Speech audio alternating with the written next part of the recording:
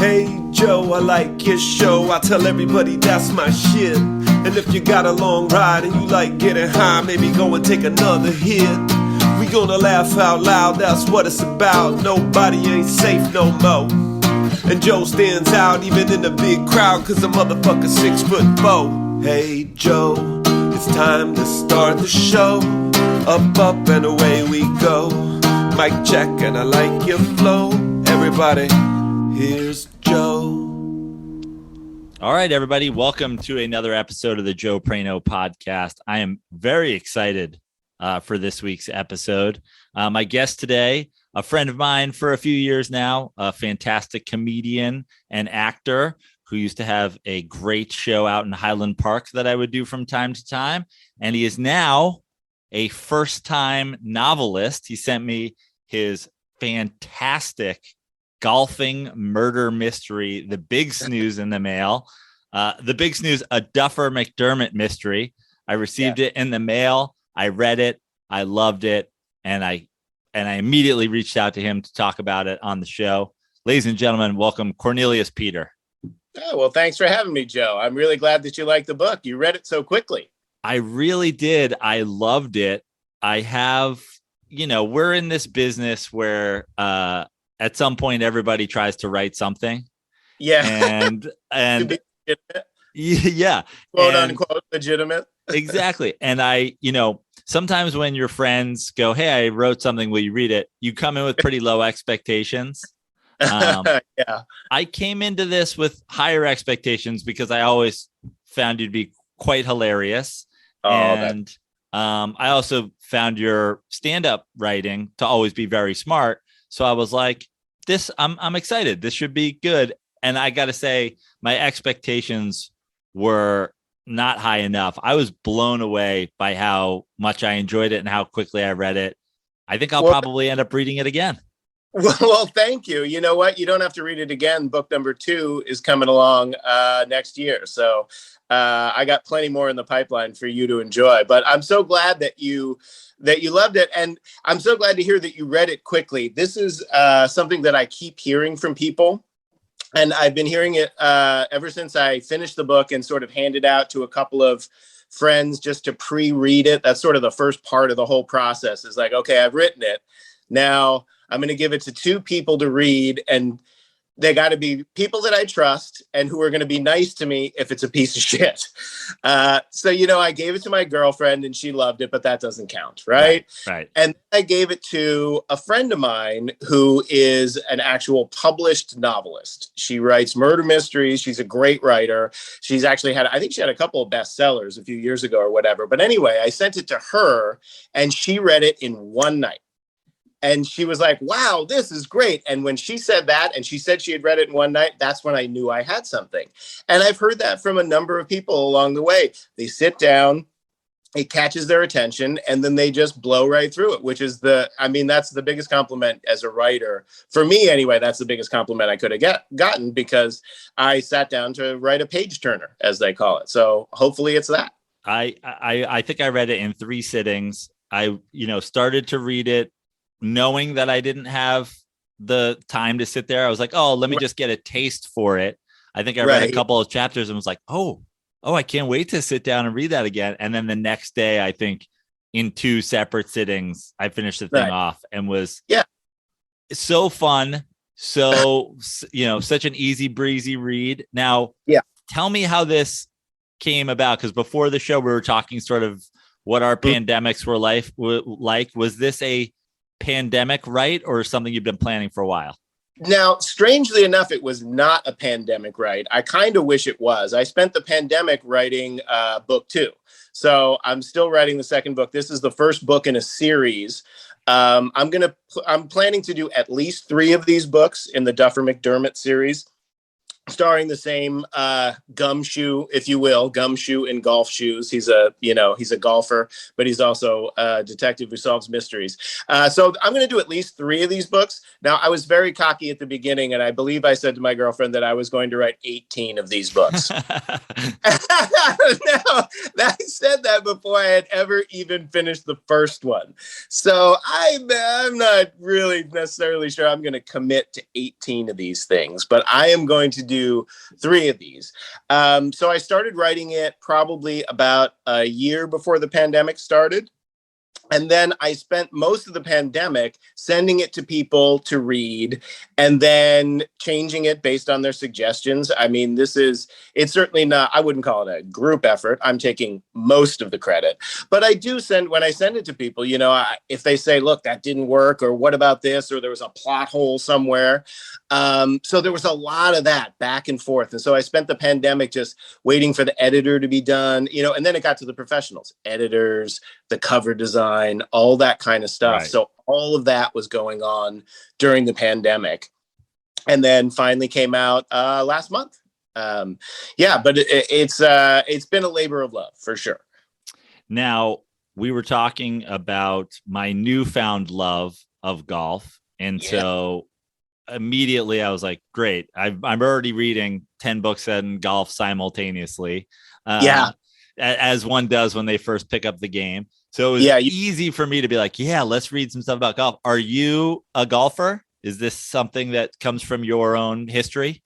The funny thing is, I am not a golfer. I love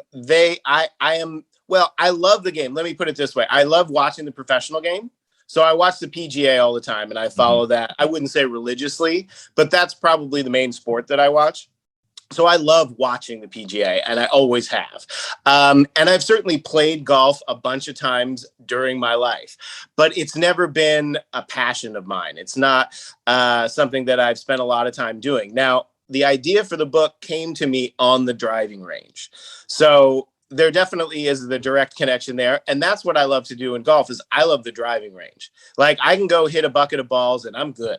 Yeah. That's fine. Like to me, 18 holes seems like so long. It's such a commitment. It's like 4 hours. My God. Like, do you enjoy that part of it? Do you enjoy going out and being gone for 4 or 5 hours and it's a whole day? I was the same way as you in my life. Growing up, I never golfed. It was just not something I got into. It wasn't something that my dad did or whatever. And I remember at some point along the way, somebody gifted him a nice set of clubs and I would just take him to the driving range and just whack balls. And then the first few times I got asked recently to join somebody for a round, I found myself, 6 or 7 holes in being like, oh my God, I can't believe it's already almost halfway over. And I'm like, really enjoying it. Like when you're in a good movie and you don't want it to end. And I was like, oh, I think I'm going to be your stereotypical 40 something white dude and just do this 3 times a week now. Yeah, I know. And I think a lot of people like us sort of resist it because it seems like such a conservative, like guy with a regular job and 2 kids kind of sport. So it feels like it should be boring, but it's actually just the sport itself is fun as heck. And so what's keeping me from playing more, because I'm interested in learning to play more and doing more than just the driving range, but I'm at that stage where I am terrible. And the only people I know who play golf are pretty good. Yeah. So do you feel any hesitation going out and being the weak link in that foursome? Like you're going to be the guy who holds them up, or have you ever had a problem with that? I mean, at first that was the fear, being like sort of embarrassed and being the guy who is always chasing your ball. And somebody gave me a pretty good piece of advice early. And they were like, listen, when you're playing with people who are better than you, all that's important is if you suck quickly. Yeah, right. Don't slow us down. Don't look for your ball for 10 minutes. Be prepared to drop one, hit a new one. And so then I just kind of kept that going. And as at first I was sucking quickly. And then, you start to figure it out. The great thing about golf is that, if you birdie a hole, you're like, wow, that's about as good as anybody ever does here. Right. So it's like you suddenly feel like I'm not going to just go out for a casual day of basketball and dunk on someone in traffic. Like but in golf, you have those moments and then you're like, I just need to, get 18 of them in a row. Yeah, right. I got a birdie and Jack Nicklaus got a birdie and Tiger Woods got a birdie. We all got birdies. So on this hole, we're all the same. Yeah.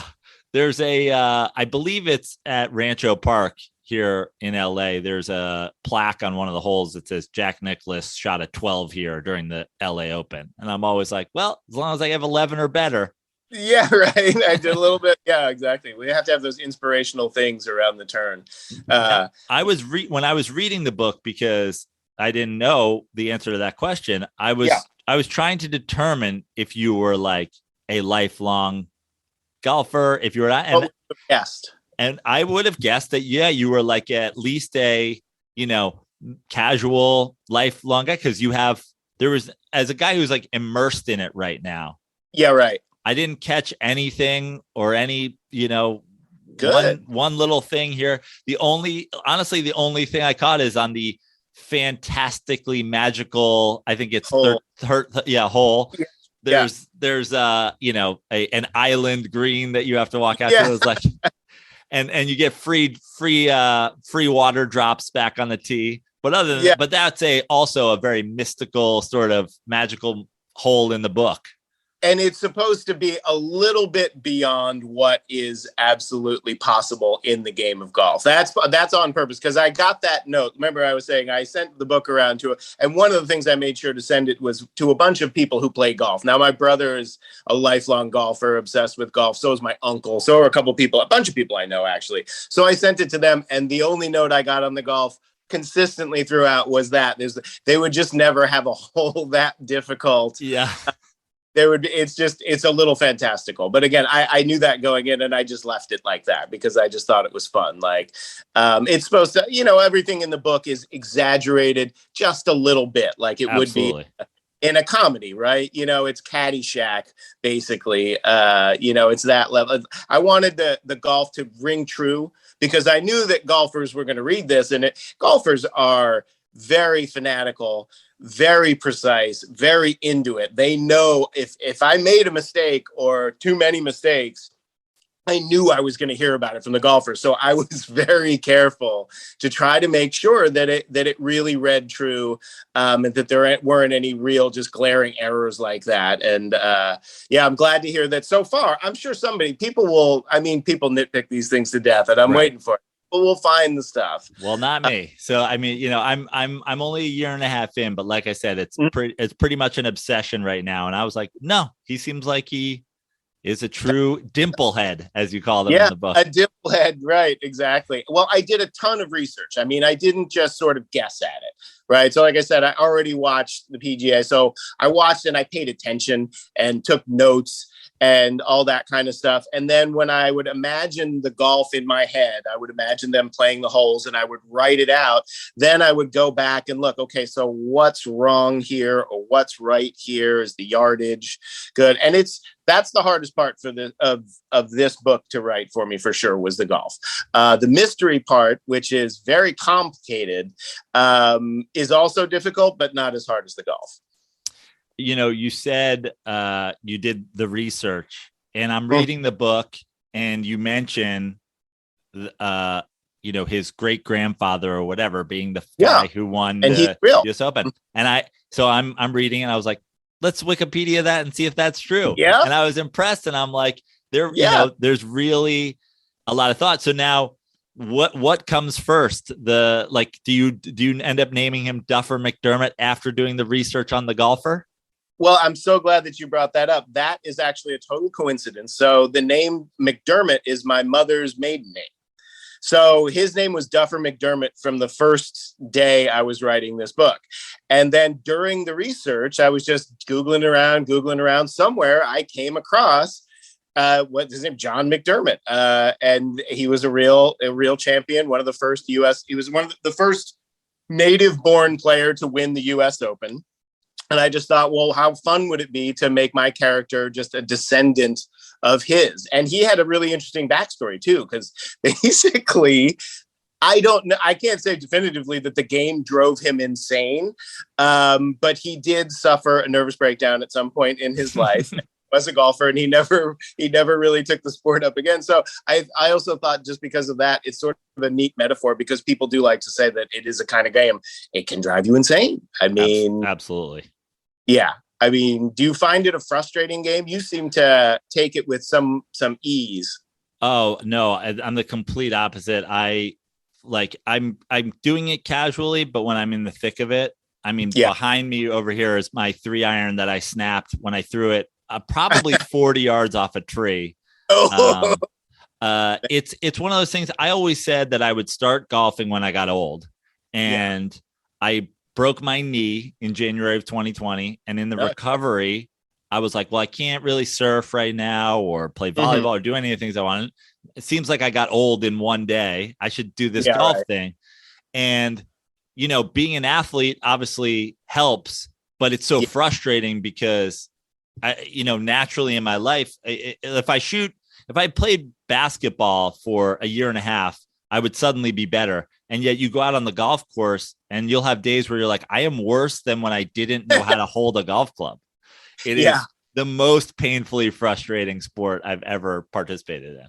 But don't you feel that there's a parallel to stand up like that? Like, because you can be doing stand up forever and you think you have that night and you're like, every joke killed. I got it down. Now from here on, I'm just cruising. And you go out and the next night you will eat shit and you will be like, why am I doing this? Absolutely.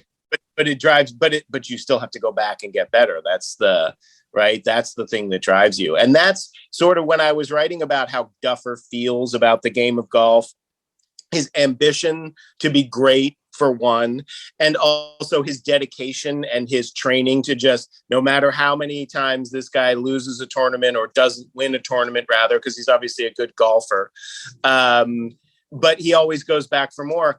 All I had to do was tap into my love of stand-up to sort of transpose that to the game of golf. And so the way Duffer feels about golf, which is he can never give it up, even though it's torturous, and it encompasses all of his hopes and dreams. You know, if it all goes right, it could just be the thing that saves his life and everything will be joyous, but he never quite gets there. I don't feel that way about golf, but I definitely feel that way about comedy. So I just sort of swapped in one for the other, and I found that I wrote it quite easily when it came to the emotions and the way he feels about the game of golf and what it does to you too. You know, it's a performance, really. You know, I mean, that's the thing that amazes me about the PGA Tour, beyond just the difficulty of the game of golf. So you understand the difficulty of the game of golf just when you're playing with your buddies and no one's watching. Could you imagine playing that with 50,000 people standing there watching you and another million or so at home? Like, the amount of nerves that these guys have to suppress just to drive the ball off tee number one is always just fascinating to me. And I think for them too, it's the same every time. It never gets easy. I can't imagine easy. Yeah. And that's what's awesome about the book as well, is this guy is a lifelong golfer, but the entire mystery unfolds while he's playing in his first PGA event. Yes, it's his big shot. And not only does he have to try to win a PGA tournament, which would get him his PGA Tour card, and change his life. I mean, again, it's always, you're only one tournament away from changing your whole life, just like your one Tonight Show appearance from changing your whole life. So Duffer McDermott can change his whole life if he just wins this golf tournament. Unfortunately, somebody gets murdered. The head of the country club gets murdered on night one, and he's a prime suspect. So he now has to solve the murder while playing the tournament of his life. It's a lot to do in 4 days. Yeah. And that was what I love too. The book sort of just opens without a kind of title section. And then this is the night before the tournament starts. But what I love, especially as somebody who's watching more and more golf, is then you have the sort of chapter-ish or less, section breaks, which Thursday, Friday, Saturday, Sunday. And you're like, this is all happening while a golf tournament goes on. It puts you right back into that. Okay, he's on cut day right now. This is important to the story as well. Yeah, exactly. Well, each day of a golf tournament has a different feel to it, right? Yeah. I mean, Friday's a huge day because if you don't, make the cut, then you're just going home. So that's the first, and then Saturday, well, moving day, right? If you got to move up and be in position for Sunday, and then of course Sunday is Sunday. That's where it all comes down. So it really lent itself to the structure of sort of a fast-paced murder mystery, I thought. And the other thing that's lovely is, even though I was just saying golf takes so long, 4 hours, but still, if you've got a detective who needs to solve a murder and he's got a lot of people to interview and he's got a lot of things to do and other things need to happen, the fact that golf only takes 4 hours leaves me 20 hours with which my characters can do other stuff. So it breaks it up very nicely. Now you mentioned Caddyshack before, and in reading it, the thing that jumped out at me is like the name that kept coming back was Fletch. It has a very Fletch vibe, and I was like, and Fletch obviously played famously by Chevy Chase. Yeah, in Caddyshack, in the golf, or like. Have you gotten that feedback? Like it's and again, I take it as a compliment, and I also wear my influences on my sleeve, for sure. But I mean, the Fletch books, I don't know if you've ever read the Fletch books. I haven't. By Gregory MacDonald they're amazing. They're fantastic. There's Fletch, Return of Fletch, and Son of Fletch, I think, at least. But they're definitely a big influence on this book. But obviously, that's also one of my favorite movies. And then you have Chevy Chase both in Caddyshack and Fletch. I mean, if I wrote this book 20 years ago, I certainly would be angling to try to get Chevy Chase to play Duffer McDermott. So when that inevitably happens, I don't know who the today's equivalent of Chevy Chase would be, but he's certainly in my head as far as, when I'm writing this, that it's just that tone and that vibe and that whole sort of carefree attitude, right? It's one of the things I love about Caddyshack is that when you watch that movie, and I've watched that movie, I don't know how many times, I mean, a bazillion times, if that's a number. But I always feel like, God, I wish I lived there. God, I wish that was my life. Their cares are so minimal. There's nothing. They're just, idle rich, playing golf or whatever. And I love that feel, because I think even if you've never lived that lifestyle, you can enjoy watching people in that sort of milieu. And so I wanted to create that when I wrote this book. And that's how I came up with the fictional town of La Siesta, California, aka the Big Snooze, which is what the book is called. But I wanted one of those places where, boy, wouldn't it be nice to live there?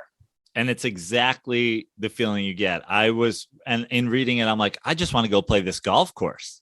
Yeah, the way it's described. Bloody Mary, right? Yeah. There's a nature preserve right next door. It's cliffside. It's like, you almost describe like a Southern California Pebble Beach vibe. And I was like, oh, I just want to go play this course. Exactly. And that's really what it is. It's sort of a combination of Torrey Pines and Pebble Beach. And certainly the hole we were talking about before, the notorious 13th hole, is just like a ridiculous version of the 7th at Pebble Beach. Is it the 7th at Pebble Beach? Yeah. Which is the tiny little green just sitting out there. But yeah, it's a combination of all those great things. And that's the wonderful thing about choosing to do a fictional town, is that you can take all the great attributes of all the great courses of the world and sort of swap them into whatever it is that I'm writing, rather than be, confined to what's happening in, Carmel, California, or Pines or whatever. That being said, for future iterations of this story, future books, I plan to take Duffer, and eventually he is probably going to make it to the PGA Tour and play some of these great courses. And I think that's another thing that I look forward to. I'd love to have him go to the Masters and set one there, and have him go to Pebble Beach, set one there, have him go to Scotland, you set one there. You could take him to Japan. You can take him anywhere as long as there's a golf course. Yeah. Well, I think it's fantastic. Now, I've read a few mysteries in my life. I'm not like a murder mystery head, but I've never spoken to somebody who's written one. So immediately when I knew we were going to talk, it's how do you lay out the actual mystery? And we're not going to give away who done it, but no spoilers. How do you decide how this is all going to like play out, and how early on did you know, okay, this is how it goes? Well, that's a great question. And you'll be surprised that the answer is that I don't know how it's going to end when I start. And this was my first murder mystery, so I don't know if I'm doing it right. But how I did it this time was I knew I had the hero. Okay, so I knew it was a golfer, and I knew it was going to be set at a golf tournament. So I just started writing it.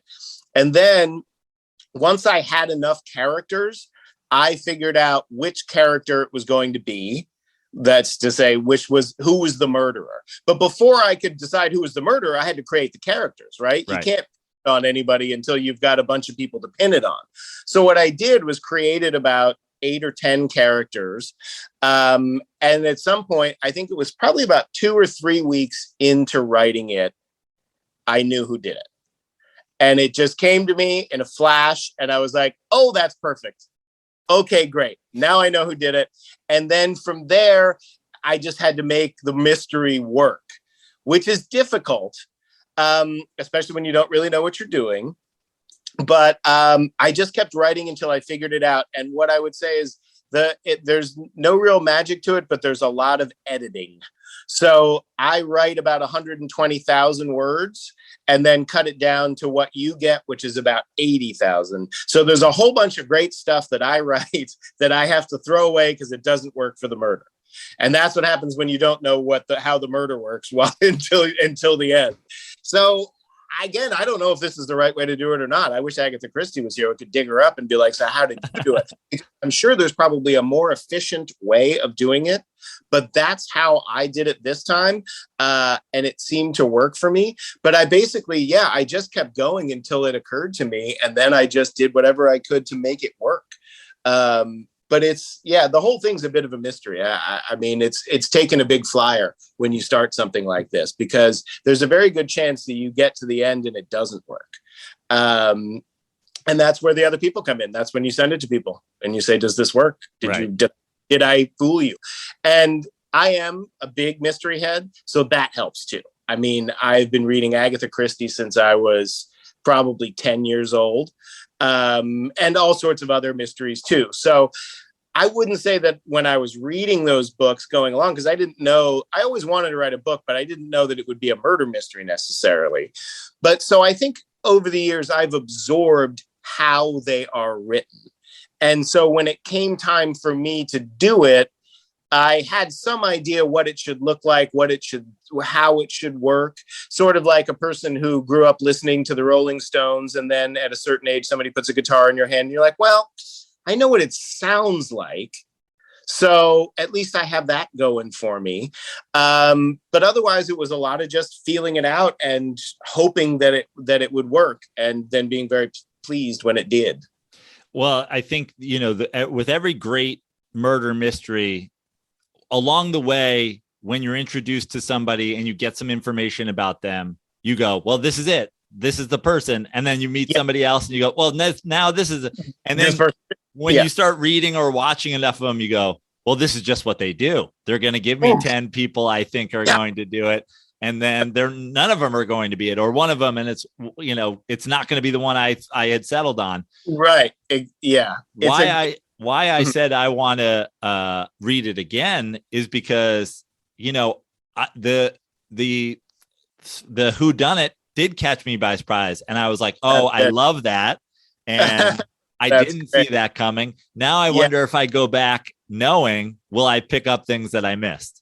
Yeah. And that is exactly what's so fun about a good murder mystery. A murder mystery that works is you can't just pin the murder on somebody who walked across the stage in act one and we don't know who it is. You know what I mean? It has to be a satisfying conclusion. And the way that it's satisfying for people is that you can do exactly what you're talking about. You look back and you go back and look at the clues. Oh, that's why this happened, and that's why that happened, and that's what this happened, or whatever. And when it works like that, it's fantastic. It just gives you that feeling of like, oh, it was there in front of me the whole time. It's very much like a card trick. And you have to make it really fun for the people. And that it was, but it's fun for me too. I mean, if it's fun for you to have that happen, could you imagine how fun it is for me when I realized I had done that? I was like, right. Oh yes, I know how to do this. It's really fun. But yeah, you make everyone a suspect. And then it's usually, I mean, as the cliche goes, it's usually the person you least suspect or whatever. But you have to give them the clue. You have to give the readers the clues that lead to the eventual suspect, or else it won't. You can't just, can confuse everyone for 250 pages and be like, surprise, it was the butler, because then everybody, oh, that's very lame. No, it has to all be there. And that's where the editing and the rewriting and writing all that extra stuff that I end up throwing away is because everything has to point to the murderer, and it all has to be satisfying. But yeah, it's a great feeling. And it's one of the great things I love about murder mysteries is when it all comes together like that. And it was, I did get a sense of satisfaction from it. And it's like, sometimes the story itself and everything that you're given is so great, and you follow on. Like, I remember watching Mystic River. I never read the book, but you're like, oh, it's so well acted, and it's so intense, and like all this happens, and you're like, it was the kid who left a voicemail in the beginning. Did we even see him again? Like, yeah, I hate this fucking movie now. Yeah, right. No, I know. Hey, listen, on a different note, I got the leaf blower guys just showed up at my house. Can you hear any of that? Cannot hear that. So okay, good. You're good. LA. Okay, good. Yeah. But yeah, well, actually, I generally love Dennis Lehane's novels, which I think that one's based on. But it's a difficult thing to do for anybody. And I'm sure the book does a way better job than the Hollywood adaptation.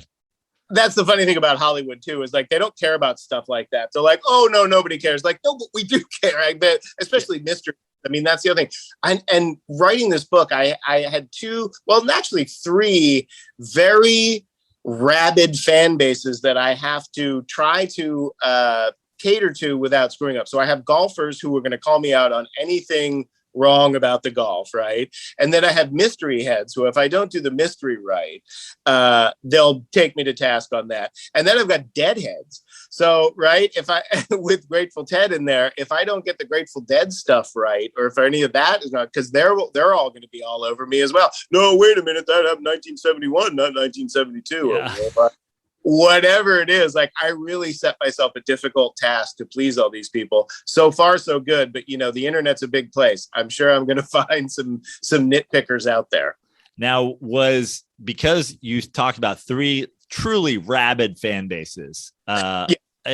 Is that something that you go, well, if I get a little of these folks and a little of these folks, like that's a pretty big audience. If I can get a few deadheads, was that something that was thought about in advance? Not in advance, but very shortly after the book came together, I definitely thought this is not bad for marketing purposes. I know who my audience is, you know what I mean? And a lot of writers would be very happy to have that kind of just easily pinpointed. I know that golfers are going to pick it up. I know that, and mystery readers are great. Mystery readers will stay with you forever if you write a good book. But deadheads too. And that all came very naturally, the story itself. So the reason we're talking about the Grateful Dead, I guess we should tell the peoples, but there's so the cat, my book is about a golfer, and his caddy is a character named Grateful Ted.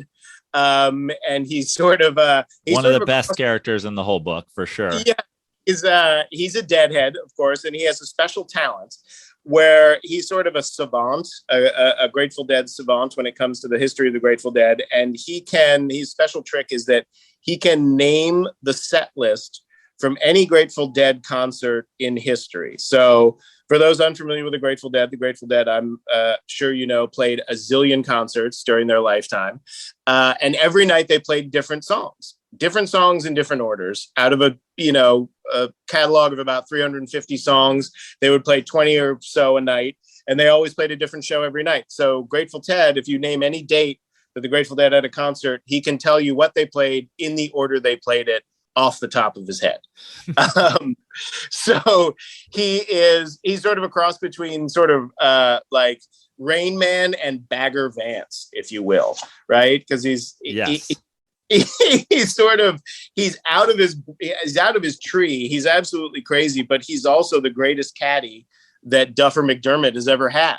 And he's just a golf whisperer, right? He knows what the wind is going to do. He knows what the course is like. He knows which club to hit, when to hit it, and how to hit it. And like so many old hippies, he's just sort of going on his vibes, he's just feeling the vibe. Yes, it's all very zen and very, tie-dye sort of new age hippy dippy. But so that aspect of the book and that all works into the history of the Grateful Dead somehow gets folded into the murder mystery itself. And that's another aspect of my life that sort of worked its way in here. I've been a Deadhead since I was about 12 or 13. And when the character Grateful Ted jumped into my head, that was sort of one of those moments early on where I was like, I think this book could actually get finished. I think I might actually have something here because, having a good character and having a good setup is one thing. But then when you start populating it with funny, kooky people and they make you laugh like Grateful Ted does, that's when I sort of was like, yeah, I think people are going to like this. So, yeah, I've been marketing it to the Deadheads and the golfers and the mystery people. And so far, so good. The response has been fantastic. I mean, very similar to your response, which was people are reading it really quickly and getting back in touch with me like, wow, this is really cool. And I loved how you did this. And I loved how you did that. And the Deadheads seem to love Grateful Ted and the golfers seem to love the golf. So it's all making very happy. And I think most importantly, the thing that sort of isn't, sort of on the forefront or isn't like also this aspect of it, but I knew I would have going in is it's hilarious. It's really funny. Thank you. I mean, yeah. even the, the subtle choices like Duffer's sort of in bad with some mobsters and in every version of everything, the mobsters they're Italian first or then they're Eastern European, and if they're not if somebody goes off the beaten path, they're British or Irish. You have Canadian mobsters. Yes, the Raquette brothers. Oh yes, the Canadian mobsters. They cornered the maple syrup market and screwed everybody and had to leave Canada. They were so fun to write. And again, it was just one of those things when those guys came on the scene, I was like, well, this is fun. And they're, and mobsters are, great in a crime story, right? You got to love that. But also, how many times have we seen Italian gangsters? How many times have we seen Italian mobsters? And really, I mean, there are Canadian mobsters there. I mean, again, that was from research. That was there was Canadian, and there have been maple syrup scams. There have been huge maple syrup like tariff scams and stuff like that pulled off by organized crime. It's not all in Little Italy. So yeah, I mean, coming up with stuff like that. I mean, part of getting through something so long is this, you know what I mean? I mean, it's not that long. To read the book, it takes 3 days. To write the book, it takes 9 months, right? So it's a long time to be sitting at your desk, and it's a real pleasure when it makes you laugh, when it makes me laugh. You know what I mean? It's like, I'm hoping to make you laugh, but if it can make me laugh, that helps me get through it. You know what I mean? It's pleasurable to write stuff like this when it genuinely makes you just kind of chuckle like, boy, this is, and it's, the book veers into silly a little bit, just beyond what, happens in the real world, I would say. I always try to keep the tone just one click above normal, maybe something. But yeah, and I don't think that there are a ton, with the exception of the Fletch books, which are very funny. And there's very often humor in murder mysteries. But I wouldn't say that there are a lot of murder mysteries like this, like the one that I wrote, The Big Snooze, where there's a real emphasis on being funny, on having the book be funny. But what I found was that actually humor is a great way to distract people when you're laying down clues. And I hope that doesn't say too much about it when you're reading with the next person reading the book who's listening to this. But humor is a great distraction. Like I said, the whole thing's a bit of a magic trick. Yeah. It's kind of like, don't look over here, look over here. Don't look over here, look over here, because you're laying down all these clues that you will then go back and, pick up at the end. But humor is great for that. Throwing a joke in there. If everybody's laughing at the joke, they don't notice that you slipped the knife under the pillow or whatever it is you did. You know what I mean? Yeah, absolutely. It's really, really funny. And, I know you said in going through the mystery, you go back and you can kind of reseed the, the green with your clues. Did you do that with yeah. Did you do that with the comedy as well? Because obviously when we write stand-up, it's always taking your premise, you go out there, you do some jokes, and you're like, oh, I can go back and punch this up. How much of the comedy was in there through the first pass versus, oh, I'm going to go and punch it more? Well, I mean, I think that's a lot of the stuff that ends up on the cutting room floor is because it's funny, but it doesn't do anything to advance the plot or whatever, right? Writing funny. I mean, writing funny is hard, don't get me wrong, but writing funny is easier when doesn't have to deliver information, doesn't have to move the story forward in particular ways. And so I'd come up with funny things, but I'd be like, yeah, but it doesn't get Duffer to the next destination that I need him to go to, or it's a funny story, but it doesn't have anything to do with the mystery. So there's a lot of that.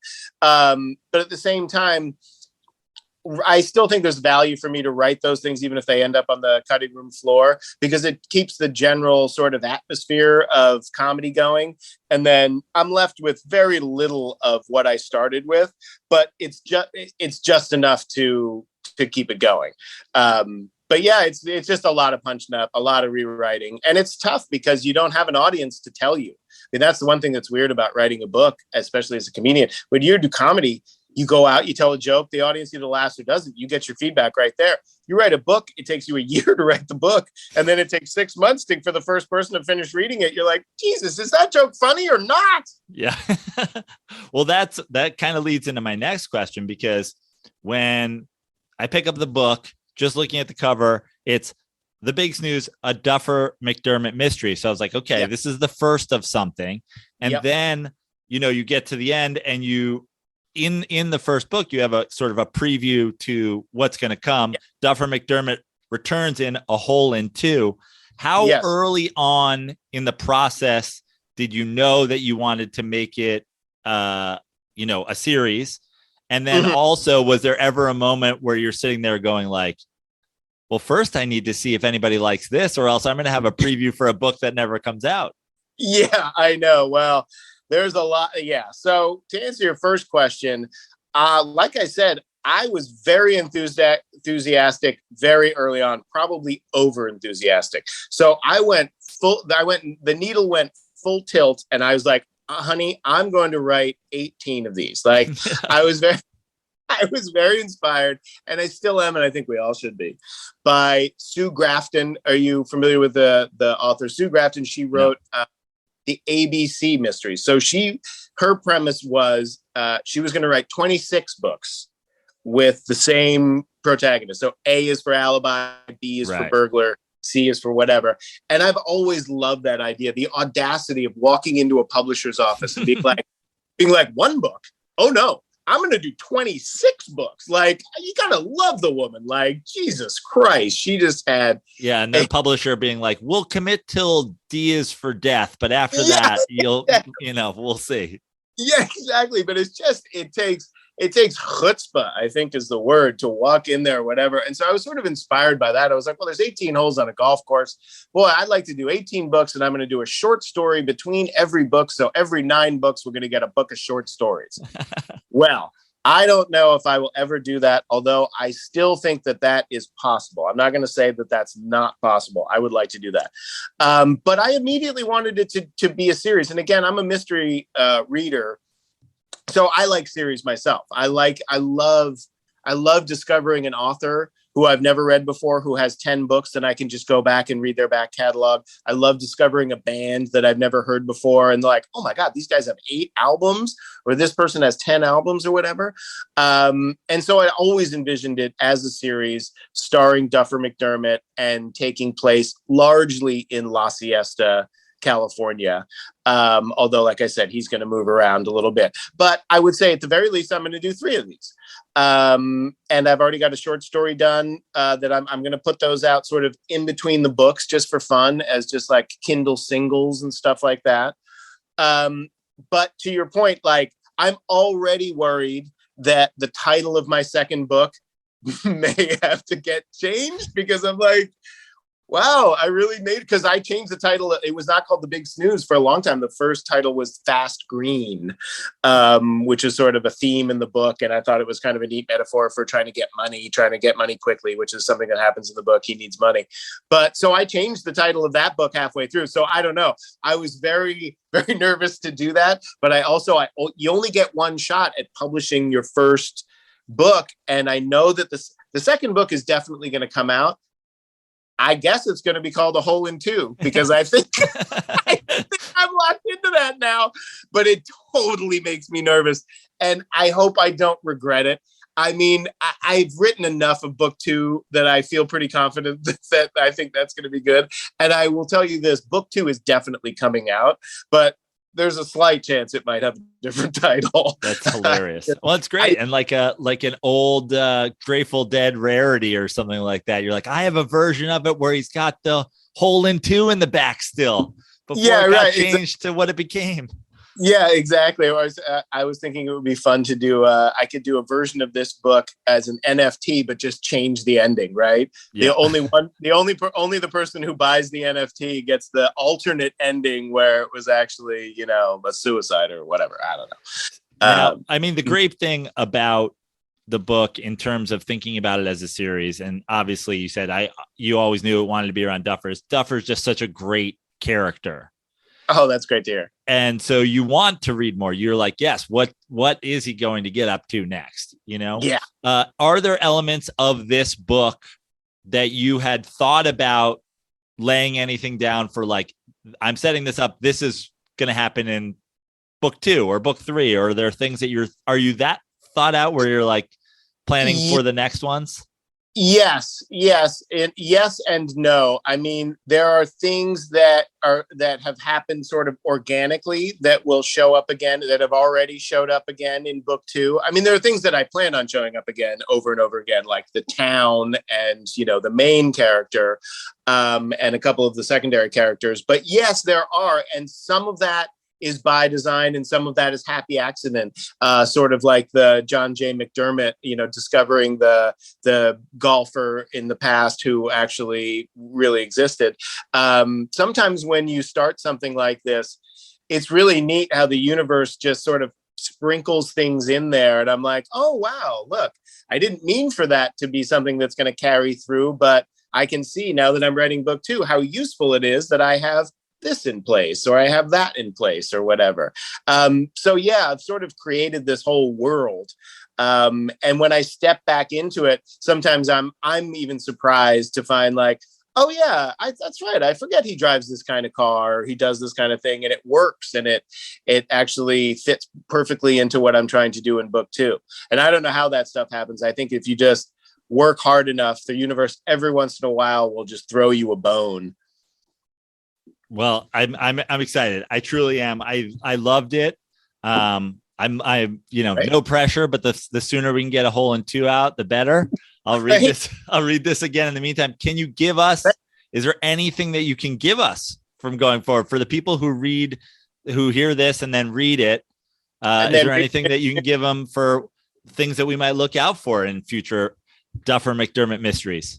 Well, I would say that, there's a short story coming out, and it's going to come out in the spring. And that's based on he plays a high stakes skins game with some ridiculous kind of billionaire guys. And then in book 2, there is the return. The Raquette brothers are, and you'll know this if you read the book, but the Canadian mobsters are locked up But that doesn't stop Duffer from getting involved with them. And he ends up, well, I don't want to give it away, but he ends up back in trouble with the Raquette brothers, let's just say. They'll be his arch nemesis for a long time, sounds like. Yeah, I mean, there's a few things that will keep recurring. Some of those things will pop up. Well, thank you for taking the time to talk about it. I really hope that the listeners of this show can go out and get a copy and read it and enjoy it as much as I do. For somebody who's just published their first novel, it must be interesting to see where it's going and who's buying it and the audience that it's finding. Yeah. What is the best way for people to get it? Or is it just wherever you can find it?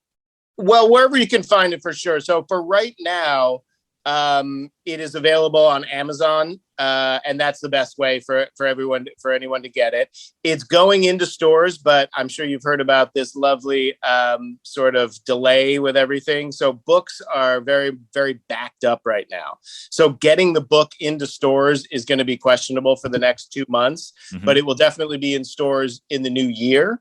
But for now, up until January 1, it's on Amazon. So it's called The Big Snooze. A Duffer McDermott Mystery by Cornelius Peter. But yeah, Amazon's the best way for everyone to get it. And we're gonna wrap up here with it's usually a one question, but I feel like with what you've told me about the inspiration for the book, I'm gonna give you two versions of the same question. And it works out well because you have is it the 13th hole, the island island green? Yeah, I'd have to go check myself, but I believe it's the 13th hole. So I always ask when I have a musician on, I ask about an album or a writer, a book. For you, we're going to do both. If you were stuck, if there was no land bridge to that 13th hole and you had to live on that island green for a year and you could only bring one mystery novel with you to reread, what would you bring? Oh, I think I'm going to cheat and say I would bring The Moonflower Murders by Anthony Horowitz. It is a fairly recent book, and it's freaking awesome. I mean, if you're a mystery fan, you are going to love this book. It's Moonflower Murders, but I'm saying I'm cheating because it's 2 books in one. And so I would what it is it's like a modern day. It's set in the modern day. There's an original murder mystery, but then within that book, there is another classic murder mystery set in the 1940s, stuffed right in the middle of the book. So that will keep you occupied. That would keep me occupied for quite a while. It's a real old school Agatha Christie. Everybody's a suspect, Hercule Poirot kind of mystery, which I absolutely love. So yeah, Moonflower Murders is the answer to that. So if you guys are murder mystery fans, that one you should pick up after The Big Snooze, which start with The Big Snooze and then go there. The Big Snooze will take you a weekend and Moonflower Murders will take you a week. And then the second question, since you are a self-proclaimed deadhead and dead factor into the book, you can go dead album or you can go dead live show on format of your choice. What do you bring to the island as well for musical entertainment? Well, I would say any self-respecting deadhead was going to have to choose a live recording for sure. So I'm certainly going to go live recording on that. And I would say, the easy answer is Cornell 77, Barton Hall. I believe it's that's April 18th, 1977. See, this is where the deadheads are going to. This is where the deadheads are going to jump on me. I can't tell you. This is where Grateful Ted would come in real handy. Grateful Ted would be perfect. He would know all the songs in order. But I would say Cornell 77, or pretty much anything from 1977, 1978. There was a run of Boston shows that year. That's for me. That's the hottest era. So anything from 77 or 78, probably 77 Cornell. Great. I love it. Thank you. thank you so much for chatting. I hope everybody goes out and gets the Big Snooze and reads it. And where can everybody find you on the social media so that when they do read it and want to tell you how great it was and how fast they read it, they can send you their loving words? Great. And let's make it a contest. Try to read it as fast as you can. It doesn't matter. There's no quiz. There's no quiz at the end. So just skim it and tell people you read it in one day. But it's my name. And so I'm on Twitter at Cornelius Peter. And I'm also on TikTok. And this is really sad for an almost 50-year-old man, but I'm on TikTok and I give book recommendations every week on TikTok. So if you're a reader and you like books, you can find me at Cornelius Peter Author on TikTok. And I do little 1-minute just book recommendations, stuff that I'm reading right then. So you find me there. I love it. As a 42-year-old man who recently joined TikTok, I know exactly where you're coming from. I didn't want to do it. And then you'll enjoy this. I didn't want to do it. Then I got on there and, you're putting up a stand-up clip here and there and whatever. But then I took my horrible sculled pitching wedge from the 7th hole at Pebble Beach that I had a video of. And I took a sound of somebody also playing golf that just saying, I fucking suck. And I paired those together and I put it on there. 1 million views. People love to tell me, you suck so much. You shouldn't be on that hole. How dare you? How dare you suck so bad at Pebble Beach? That's awesome, dude. Good for you. You really got 1 million views. It was like 997 or something like that.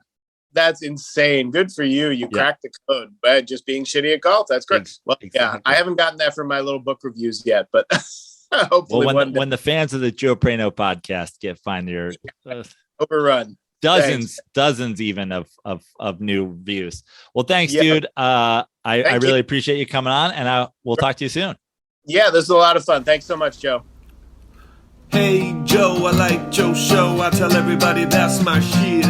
See, I had a long ride, turn the volume up high, and the time flew by so quick. I laughed out loud, that's what it's about. I really don't feel safe no more. And Joe stands out even in a big crowd, cause he drinks till he hits the flow. Hey Joe, it's time to stop the show. Pack it up and away we go. Donate cause we almost broke.